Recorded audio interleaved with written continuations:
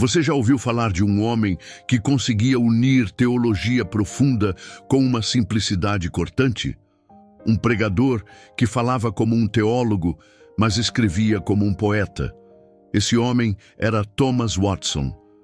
Em um tempo em que a igreja precisava de clareza, firmeza e espiritualidade autêntica, Deus levantou Watson como uma voz de sabedoria, ternura e autoridade.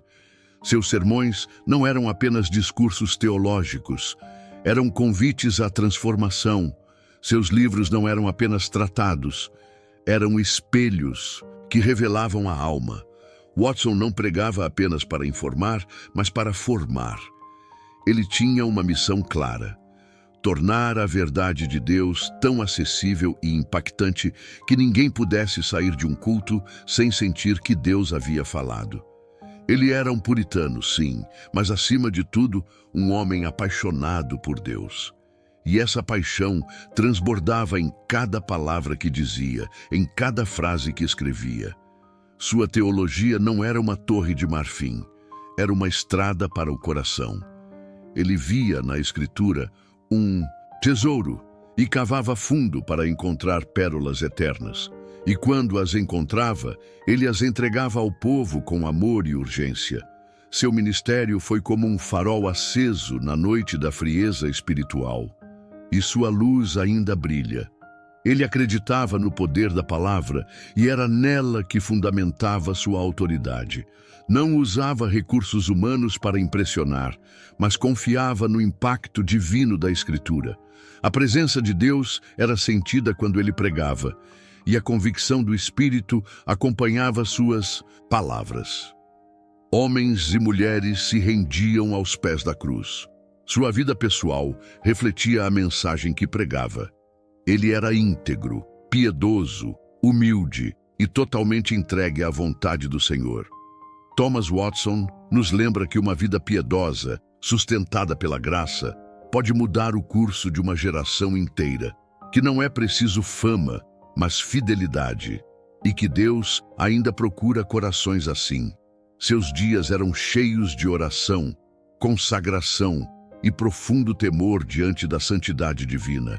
Ele ensinava que a vida cristã não é feita apenas de palavras bonitas, mas de escolhas diárias que honram ao Senhor. Seu zelo era contagiante, sua disciplina espiritual admirável. Ele jejuava, meditava, intercedia. Suas madrugadas não eram gastas em distrações, mas em lágrimas diante de Deus. E isso fazia diferença. Era esse combustível secreto que dava força ao seu ministério público.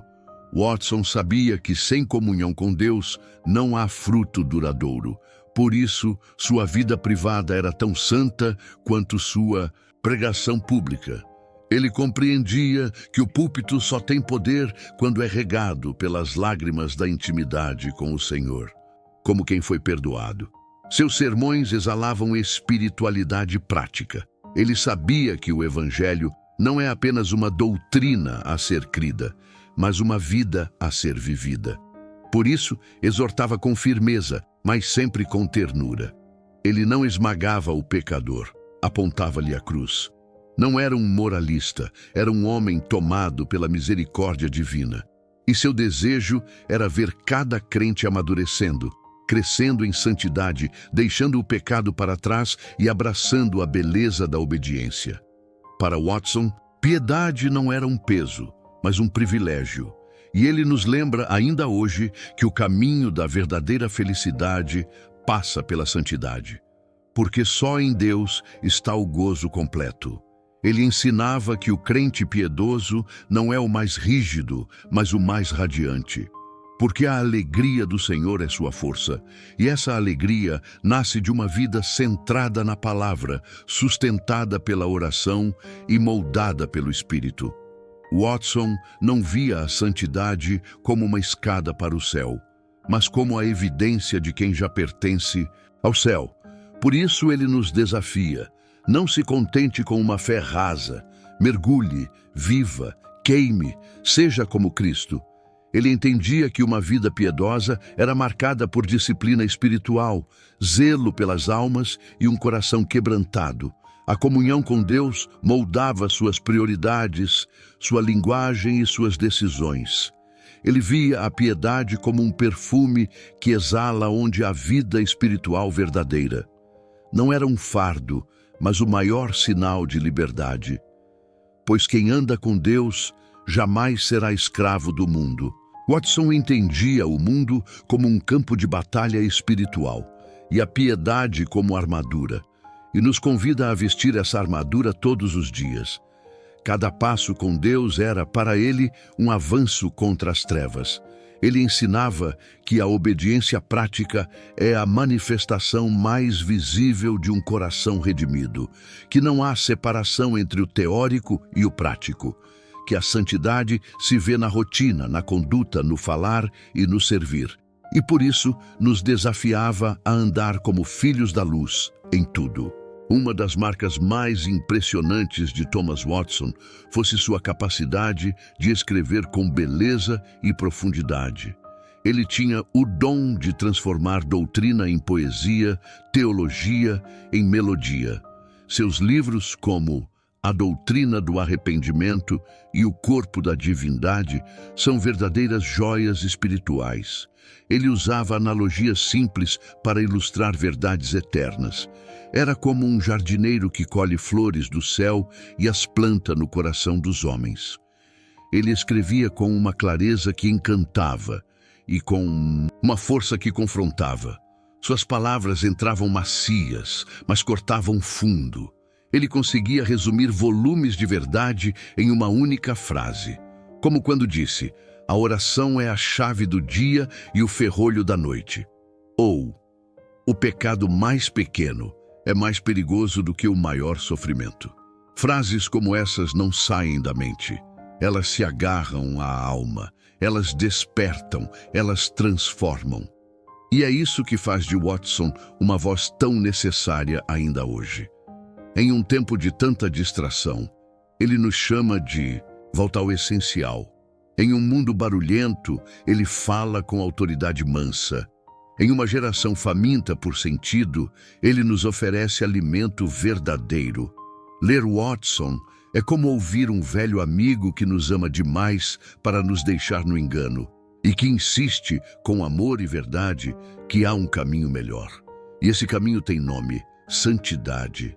Ele escrevia não para impressionar, mas para edificar. Seus livros são conselhos vivos, vozes do passado que continuam ressoando com graça e poder. Em cada linha, uma revelação.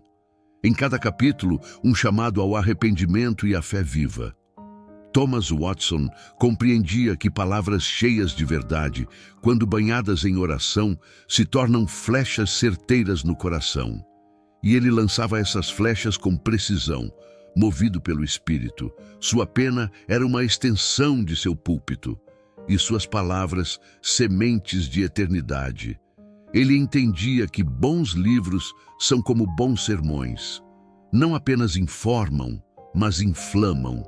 E por isso, escrevia com o objetivo de levar o leitor à presença de Deus. Ele desejava, mais do que tudo, ver corações sendo incendiados pela palavra viva.